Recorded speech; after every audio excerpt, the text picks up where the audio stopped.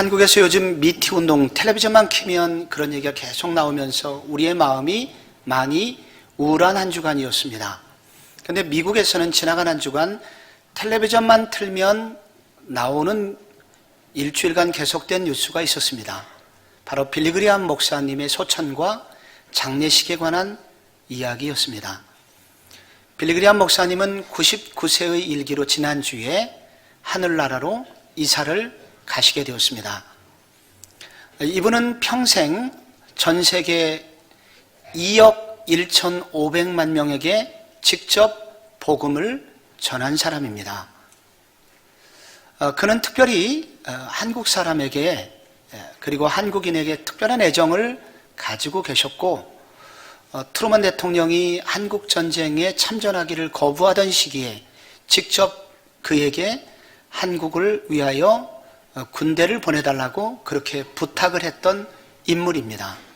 죽기 얼마 전까지도 남북 통일을 위해서 기도하고 내가 죽기 전에 통일이 왔으면 좋겠다, 그렇게 자주 이야기나 하곤 하셨다고 합니다. 빌리그리암 목사님에게 기자가 묻습니다. 당신의 인생 가운데 가장 인상에 남는 전도 집회가 무엇입니까?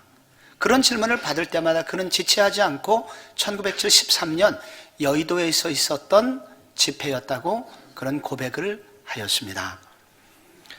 이 전도 집회, 1973년 우리나라 여의도에서 있었던 이 빌리그리암 전도 집회의 기간은 3일밖에 안 됐는데 지방에서 수십만 명이 버스를 타고 올라왔고, 또 서울에서 걸어서 왔고 버스 타고 왔고, 이래서 연인원 334만 명이 3일간의 집회에 참여하게 되었습니다. 바로 저 노상에서 잠을 자고 밥을 해 먹고 3일간의 부흥회가 계속되었던 것이죠. 이 집회의 결과로 2만 명 이상이 그 자리에서 예수를 믿었고, 그 이후에 100만 명 이상의 사람들이 그리스도께로 돌아오는 어마어마한 역사가 일어났었던 것입니다. 저는 개인적으로 목사로서 빌리그리암 목사님을 볼 때 참 부럽습니다. 어떻게 저렇게 영향력 있는 삶을 살 수 있었을까? 목사님의 일대기를 제가 쭉 읽어보면서 제가 두 가지를 발견할 수 있었습니다. 먼저는 성경에 대한 확신입니다. 그는 휘튼 칼리지라고 하는 명문 기독교 대학을 다녔습니다. 그런데 대학 다니는 동안에 자유주의 신학에 물든 신학자들의 글들을 읽게 되면서 성경에 대한 확신이 희미해지기 시작했습니다. 그는 이 문제를 가지고 갈등했고, 휘튼 대학 뒤에 뒷동산에 가서 이 문제를 가지고 기도하고 씨름하던 중에 그는 성령님의 음성을 듣게 됩니다. 그리고 그때 그렇게 결심합니다. 하나님이 말씀하신 것이면 무엇이든지 100% 믿겠습니다. 그리고 그날 이후에 그의 설교가 달라졌습니다.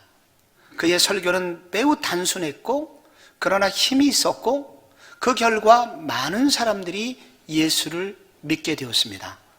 그때부터 1940년대 후반부터 그가 전한 복음의 역사가 일어나면서 빌리그리암 전도협회가 생기게 되었던 것입니다. 또 하나, 그는 그가 성경에 대해서 100% 믿자고 결심한 이후에 성경을 읽으면서 그가 발견한 것이 있습니다. 성경의 핵심은 예수로구나. 그래서 나는 평생 예수를 전하는 일에 부름받은 사람이로구나 하는 부르심에 관한 확신이 생기게 된 것입니다. 그래서 그는 자녀들에게도 내가 죽거든 묘비명에 이렇게 써다오. 결국 그의 묘비명이 공개가 되었습니다. Preach of the Gospel of the Lord Jesus Christ. 주 예수 그리스도, 그 복음의 선포자, 그 복음의 전도자라고 그의 묘비명에 기록될 만큼 그는 부르심에 대한, 복음 전도자로서의 부르심에 대한 강한 확신이 그로 하여금 이런 영향력 있는 삶을 가능하게 했다는 것입니다. 이 세계적인 탁월한 복음 전도자가 천국에 가는 그 첫 주간, 천국에 간 이후에 맞이하게 되는 이 첫 주간에 저는 우리 성도 여러분들과 함께 지나간 2000년 기독교 역사상 가장 많은 사람을 변화시켰던 복음의 책 로마서의 첫 장을 열고 함께 말씀을 나누고자 합니다. 이 로마서는 실로 많은 별명을 가지고 있는데 그중에 슈페너라는 신학자의 이 로마서에 관한 별명이 참 아름답습니다.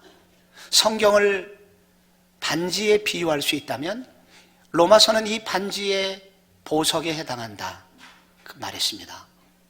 실로 이 로마서를 때문에 수많은 사람들이 예수를 믿고 변화되고 새로운 삶을 살고 또한 멋진 삶을 살았습니다. 우리가 들어봤음직한 인물 어거스틴이라고 하는 초대교회의 교부면서 목회자하고 철학자였던 신학자였던 그 사람은 로마서 13장 13절을 읽다가 어느 날 고꾸라져서 새로운 삶을 살기 시작하였습니다. 말틴 루터는 로마서 1장 17절을 읽다가 변화되었고 종교인에서 신앙인이 되었고 그 결과 종교개혁을 일으키게 되었습니다. 요한 웨슬리라고 하는 감리교회 창시자는 이 로마서의 서문을 어떤 성도들이 읽고 있는 얘기를 듣다가 가슴이 뜨거워졌고 마치 22,000볼트의 전기에 감전되는 듯한 강한 충격을 받고 변화되어 그는 평생 복음 전도자로 살게 되었다고 합니다. 무엇이 왜 이 로마서는 그렇게 많은 사람을 변화시켰을까요? 로마서를 읽어보면 내용도 물론 중요합니다만 이 로마서를 쓴 사람이 참 중요한 사람이라는 것을 느끼게 됩니다. 우리가 어떤 책을 읽을 때 내용도 중요하지만 그 누가 썼느냐가 참 중요하지 않습니까? 이 로마서를 쓴 사람이 강한 확신에 붙들려서 글을 쓰게 되었기 때문이라는 것을 알게 됩니다. 누가 로마서를 썼습니까? 바울이 썼습니다. 바울은 로마서 외에도 12권의 책을 더 썼죠. 그래서 총 바울은 13권의 신약 성경을 쓴 사람입니다. 그런데 대부분의 그의 다른 서신서들은 서신서 초두에 자기를 소개하는 면이 1절 혹은 2절만 나옵니다. 그러나 특이하게 로마서는 지금 여러분 읽으신 대로 로마서 서문은 1장 1절부터 7절까지 길게 기록되어 있습니다.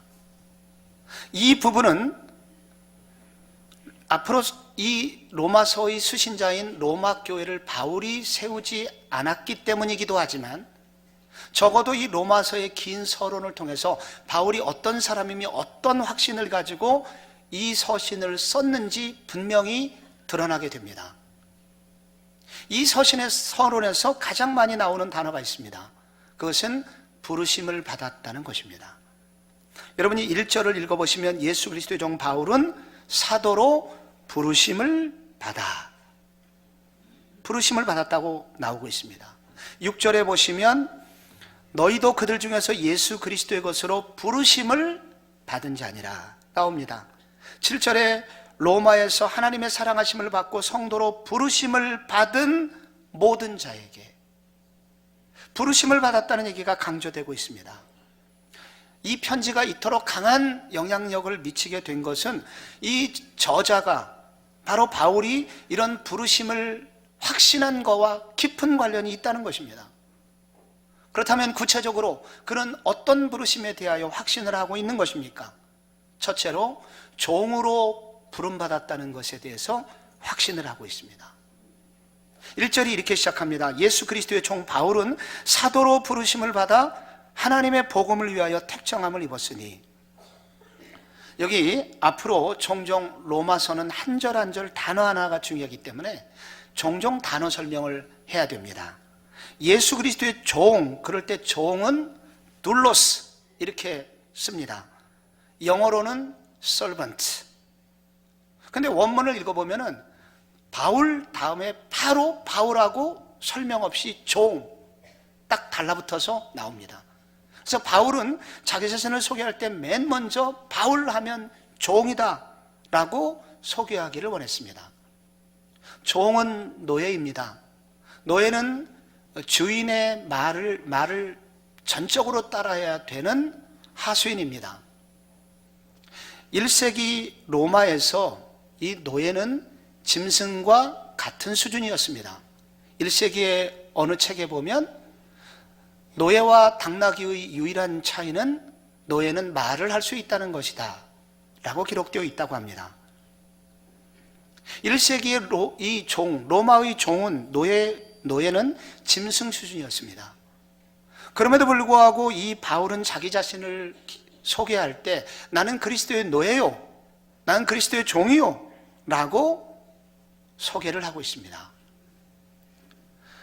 여기는 세상의 노예와 약간의 차이가 있습니다. 출애굽기 21장과 관련이 있는데요, 출애굽기 21장에 보면 하나님은 이스라엘 백성들에게 어떤 노예도 7년이 되면 자유롭게 풀어줘라, 하나님의 백성들은 어떤 사람에게 영원히 예속되는 종이 되어서는 안 된다, 그런 율법을 만드셨습니다. 그래서 7년째가 되면 모든 종들은 자유롭게 방면이 될 수 있었습니다. 그런데 어떤 종은 주인을 찾아와서 나는 주인님과 영원히 함께하고 싶습니다, 이렇게 말하는 종이 있거든. 문 앞으로 끌고 가서 문고리를 열어 그 문고리로 귀를 뚫어라. 바로 그때 그 종을 일컬어 자유의 종이다 이렇게 부르도록 했습니다. 그 자유의 종들로 자유의 종, 그들은 왜 풀려나기를 거절하고 종이 됐겠습니까? 주인의 사랑이 너무 커서 갚을 길이 없었기 때문입니다. 그래서 그날 귀를 뚫는 그날 그들은 감격 속에서, 감동 속에서 귀를 뚫고 기꺼이 영원히 그의 주인의 종이 되기로 자처합니다. 바울이 왜 종이라고 자기 자신을 표현했냐면 바로 이런 같은 개념입니다. 그는 자유의 종이 되기로 자처했습니다. 이 말 속에는 바울은 자기는 이 구속함을 받은, 구원함을 받은 감격이 너무나 컸기 때문에 그는 이렇게 종이 되기를 원했다는 것입니다. 이 부분에 관해서 고린도전서 6장 19절에 교인들에게 이 부분을 이렇게 설명합니다. 나뿐만 아니라 너희들도, 너희 몸은 너희가 하나님께로부터 받은 바 너희 가운데 계신 성령의 전인 줄을 알지 못하느냐? 너희는 너희 자신의 것이 아니라 값으로 산 것이 되었으니 그런즉 너희 몸으로 하나님께 영광을 돌리라. 값으로 산 것이 되었다는 것입니다. 값으로 사다는 것은 노예 시장에서 노예 대금을 지불하고 누군가 그 노예를 샀을 때 쓰는 표현입니다. 예수님께서 바울을, 소망 없는 바울을, 죄의 노예였던 바울을 위하여 막강한 예산을 지불하시고 그리고 이 바울을 자유롭게 풀어줬습니다. 근데 그날 이후로 바울은 그 은혜가 너무나 커서 그는 자유로워질 수 없었습니다. 그래서 그날 이후에 자유의 종이 되기로, 예수 그리스도의 종이 되기로 자발적으로 나섰던 것입니다. 이유는 한 가지, 그리스도의 그 사랑, 예수의 사랑이 너무도 컸다는 것을 알았기 때문입니다. 바울은 이 예수의 종이 되기로 작정한 이후에 그는 자연스럽게 예수님께서 기뻐하시는 모든 사람을 위하여 종이 되어야 한다는 사실을 또한 알았습니다. 즉 섬김의 삶을 사는 것이 너무도 중요함을 알게 되었습니다. 예수님을 연구하다 보니까 예수를 직접 만났던 그런 제자들의 얘기를 듣고 그들의 얘기를 듣고 예수님을 계속 연구하다 보니까 예수님에 대해서 깊이 알게 되었던 사실이 있었으니 그것은 바로 예수님 그분 자신도 종으로 이 땅에 오셨다는 것을 알게 됩니다. 그래서 빌립보서에서 그는 이렇게 썼습니다. 너희 안에 이 마음을 품으라 곧 그리스도 예수의 마음이니 그는 근본 하나님의 본체시나 하나님과 동등됨으로 여길 것을 취하지 아니하시고 오히려 자기를 비어 그 다음에 뭐라고 되어 있습니까? 종의 형체를 가지사 사람들과 같이 되셨답니다. 그는 예수님의 본질, 예수님의 정체를 알게 되었는데 예수님 알고 보니까 바로 그분이 이 땅에 종으로, 노예로 오셨다는 것입니다. 그래서 낮아지고 낮아지셔서 심지어 자기가 사랑하는 사람들을 위해서 죽기까지 종노릇 하시다가 죽으셨다는 것입니다. 이걸 알게 된 겁니다. 그래서 바울은 자기 자신도 기꺼이 종이 되고 예수님의 영적인 후손이 되어 자기도 누군가를 섬기면서 죽기까지 섬기는 것을 사명으로 알게 되었습니다. 바울은 가말리엘 문화생이었습니다. 오늘날로 말하면 서울대학교 수석 졸업자였다는 거예요. 어디든지 갈 수 있었고 대접받아 마땅한 사람이었습니다. 그런데 여러분, 다른 서신을 읽어보십시오. 사도행전을 읽어보십시오. 바울의 꼴이 어떻습니까? 바울이 처음 예수 믿었을 때 여러분, 유대인들이 그를 죽이려고 했고, 그래서 그가 도망은 쳐야 되겠는데 방법이 없어서 사람들의 도움을 받아서 광주리 위에서 자기는 앉고 그 광주리를 달아내리는 방식으로, 이 비참한 방식으로 그는 도망을 쳤습니다. 그는 사도행전의 17장을 읽어보면 그는 전염병 환자, 바로 세균, 다른 사람에게 세균을 감염시키는 사람이라는 그런 별명을 얻었습니다. 심지어 자기가 세운 교회 교인들에게 뭐라고 손가락질을 당했습니까? 자기의 이득을 위하여 떠돌아다니는 장사꾼이라고, 저는 탐욕스러운 장사치라고 그런 비난을 듣기도 했습니다. 어떻게 해야 됩니까? 그만둬야 되죠. 화가 났어야 되죠. 그러나 그는 끝까지 그 자리를 떠나지 않고 그의 사명을 죽을 때까지 감당했습니다. 이유는 한 가지입니다. 그리스도를 바라보았기 때문입니다. 예수 그분, 나를 권해주신 그분도 종으로 오셨고, 그래서 나는 그분이 베푼 나를 향한 그 사랑이 너무도 크고, 그래서 나는 당연히 이 땅에 예수님의 영적 후손으로서 종으로 부름받았어. 그런 그때마다 그런 생각을 하게 되었고, 마음으로 그것을 그렇게 믿고 있었고, 그래서 그의 자존심도 울분도 사라지게 되고 계속해서 헌신하는 자리에 머물게 되었던 것입니다.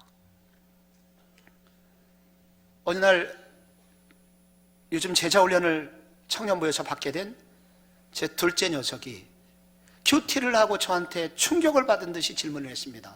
아빠, 우리가 왜 종인가요? 우리는 하나님의 자녀잖아요. 하나님의 아들과 딸이잖아요. 충격을 받고 제게 질문했습니다. 옳다. 우리는 하나님의 자녀고, 우리는 정말로 당당한 하나님의 자녀이지만 동시에 우리는 종으로 부름받았다는 또 다른 정체성이 있다. 넌 이것을 기억해야 된다. 우리는 이 땅에 하나님의 자녀라는 거룩한 신분을 가지고 있지만 동시에 우리는 주님을 섬기고 이웃을 섬기는 존재로 부름받은, 종으로 부름받았다는 사실을, 또 다른 영역을 기억해야 돼. 그래서 예수님 말씀하셨지 않냐? 마태복음 20장 26절에 너희 중에는 그렇지 않아야 하나니 너희 중에 누구든지 크고자 하는 자는 너희를 섬기는 자가 되고 너희 중에 누구든지 으뜸이 되고자 하는 자는 너희의 종이 되어야 하리라. 종, 둘로스 같은 단어입니다. 인자가 온 것은 섬김을 받으려 함이 아니라 도리어 섬기려 하고 자기 목숨을 많은 사람의 대속물로 주려 함이니라. 우리는 종이 되어야 되고 예수님이 섬김의 삶을 사셨기 때문에 우리도 마땅히 종처럼 섬기는 삶으로 부름받은 자들이야.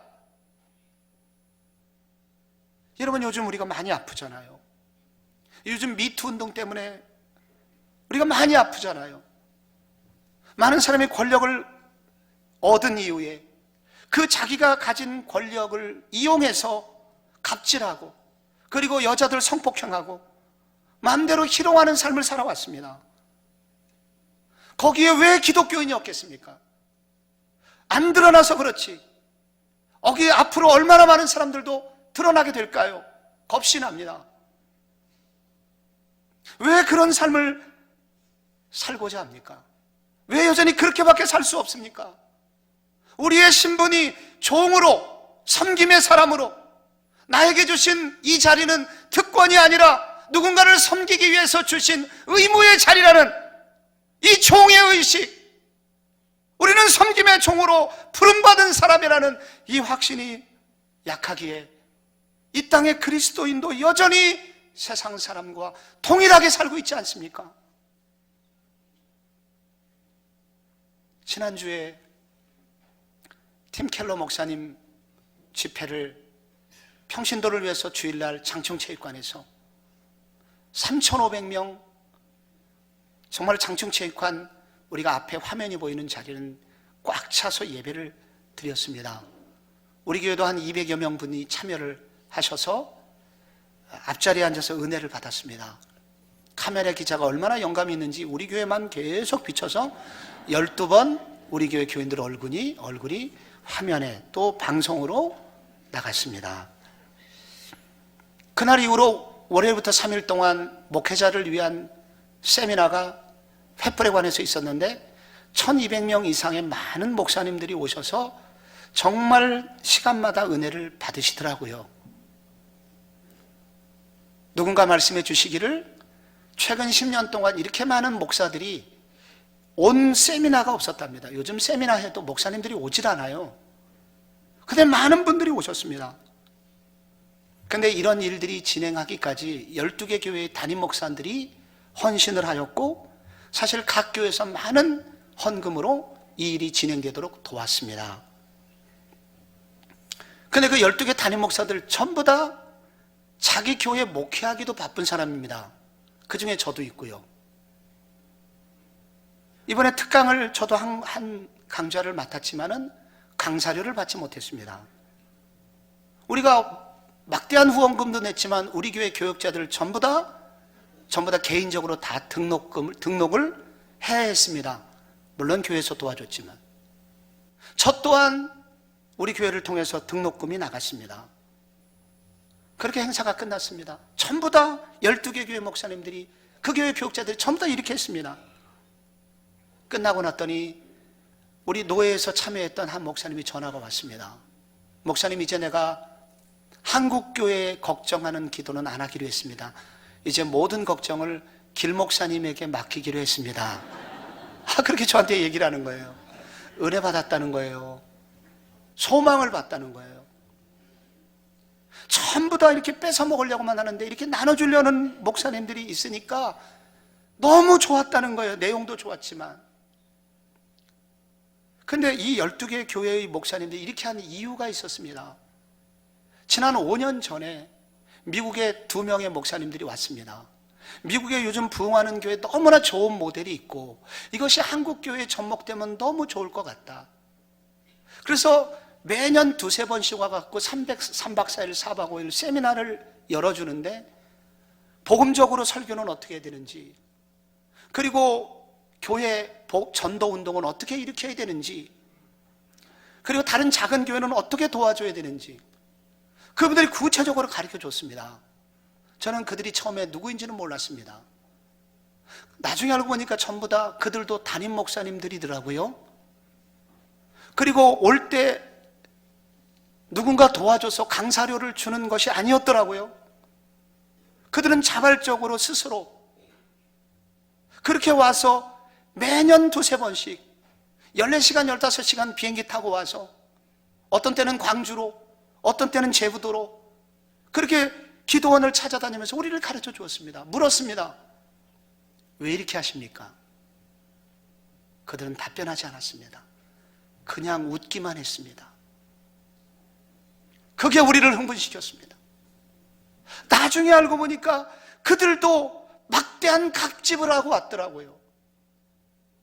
그런 은혜를 받았기 때문에 누군가 섬김의 자리에서 종으로 부름받은 그 삶을 확신하고 그렇게 섬겨준 사람들 때문에 한국의 12명의 목사님들은 흥분하게 되었고 그 섬김의 자리에 기꺼이 나가게 되었습니다.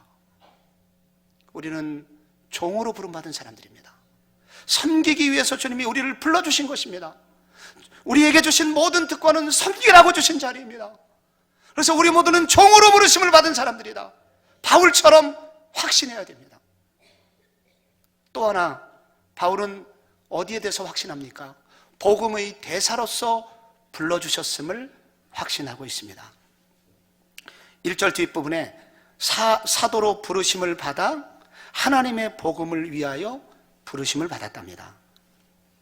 여기 사도라는 말 아포스톨로스라고 저렇게 씁니다.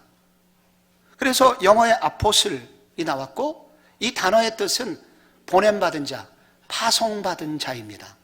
그래서 요즘 이 단어를 가장 잘 번역한 한국말이 있다면 특사입니다. 대사, 특사, 대사.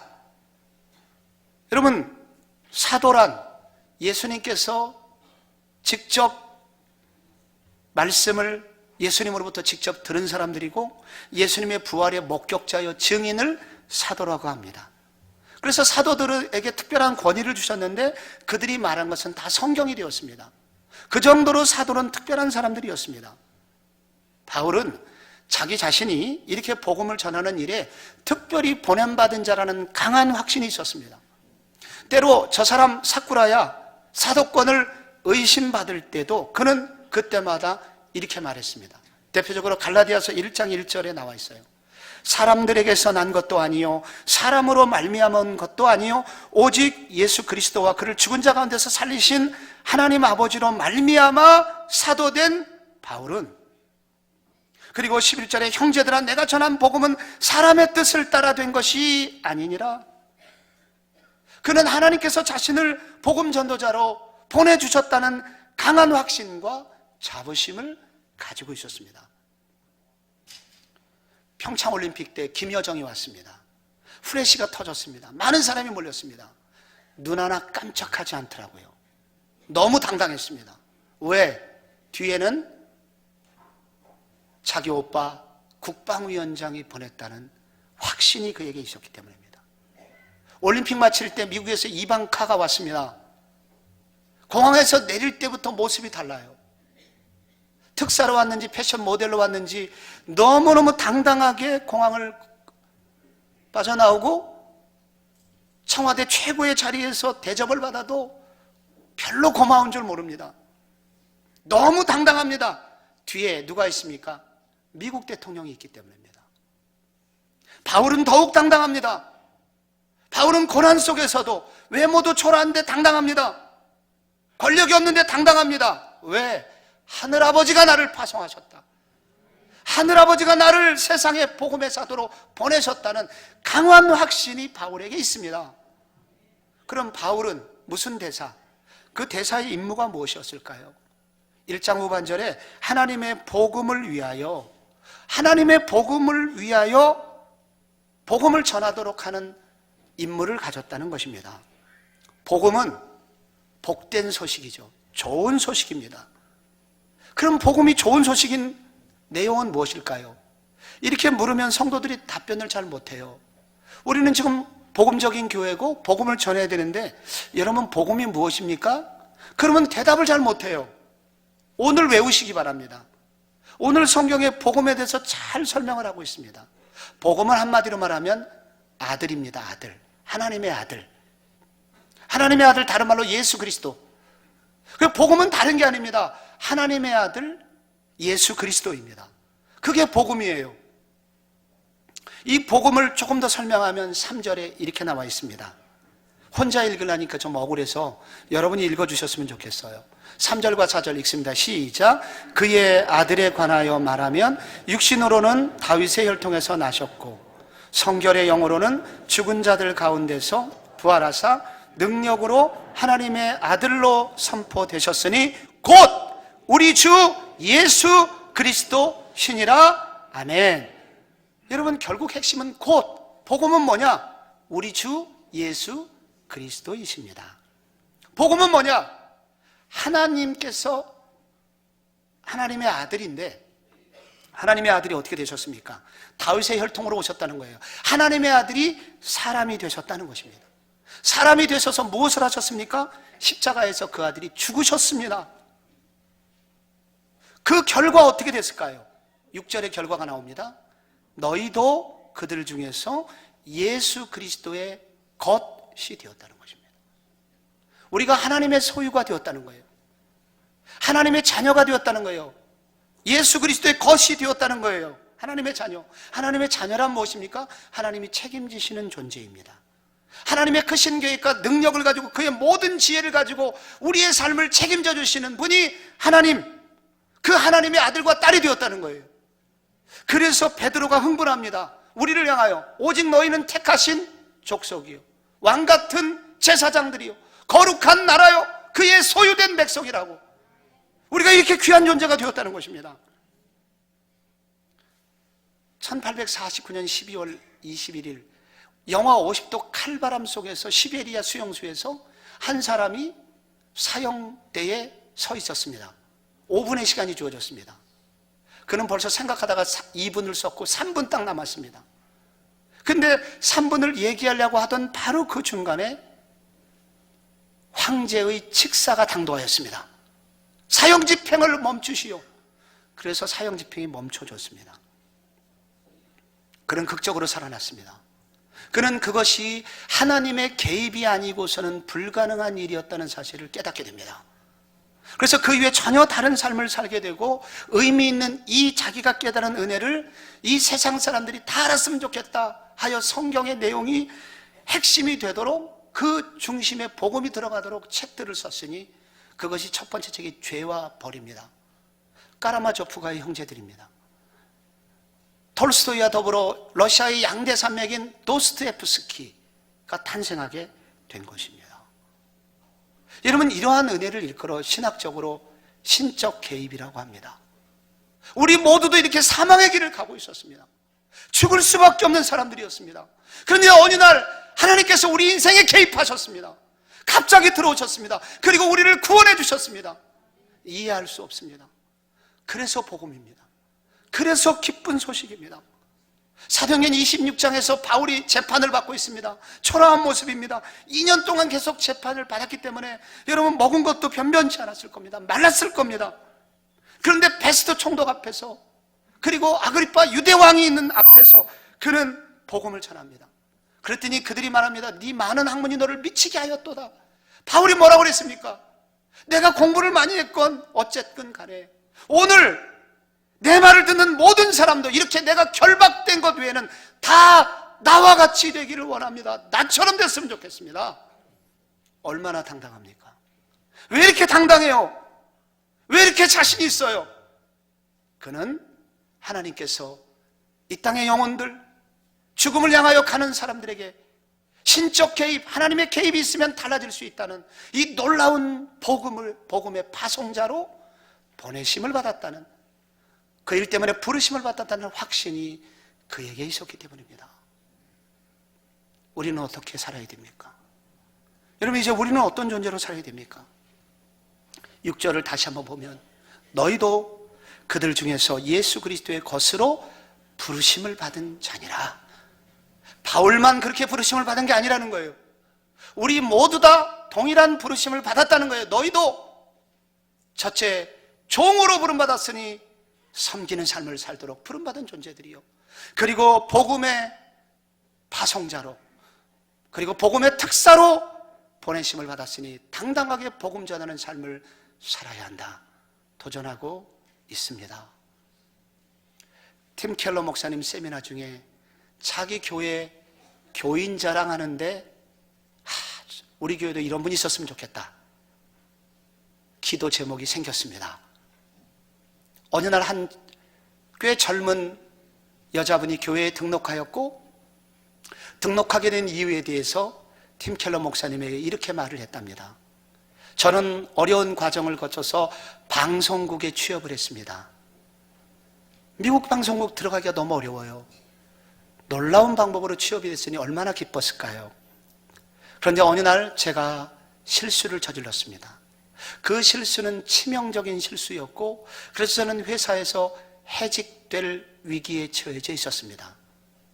그런데 바로 제 윗상관인 과장님께서 보스를 만나러 갔습니다. 과장님은 보스에게 말했습니다. 이 모든 잘못은 저 때문입니다. 제가 이 신입 사원을 잘 훈련시키지 못했고 이렇게 하라는 정보를 제대로 주지 못해서 이런 일이 벌어졌습니다. 용서를 구합니다.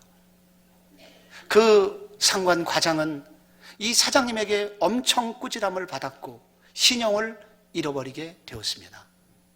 그러나 다행히 그 덕분에 이 여자분은, 이 자매님은 회사를 계속 다닐 수 있었습니다. 그런데 마음이 불편했습니다. 과장님을 찾아갔습니다. 도대체 왜 그렇게 하셨습니까? 저는 이전에 직장 생활을 하는 동안 제가 잘한 것은 낚아채서 마치 자기가 한 것처럼 했던 상관은 많이 만나보았지만 당신처럼 내가 잘못한 것을 내가 잘못했다고 말하는 상관은 처음 만나봅니다. 왜 그러셨습니까? 괜찮아요. 그냥 없던 일로 하세요. 아닙니다. 제가 괴로워서 그럽니다. 도대체 왜 그러셨습니까? 알려주세요. 당신이 전 그렇게 얘기하니까 그럼 내가 한 번만 얘기하겠습니다. I'm a Christian. 저 기독교인입니다. 예수님께서 저의 모든 허물과 그리고 제가 받을 저주를 예수님께서 대신 다 받아주셨죠. That's all. 그게 전부입니다. 그 자매가 마지막으로 물었습니다. 어느 교회 다니시나요? 이 과장님께서 이 상관이 가진 내면에서 우리가 볼 수 있는 게 무엇입니까? 그리스도인으로 부름받았다는 확신. 나는 그리스도인인데 그리스도인은 어디로 부름을 받았느냐? 나에게 주어진 이 자리 누군가 섬기라고 종이 되라고 불러주셨다는 부르심의 확신.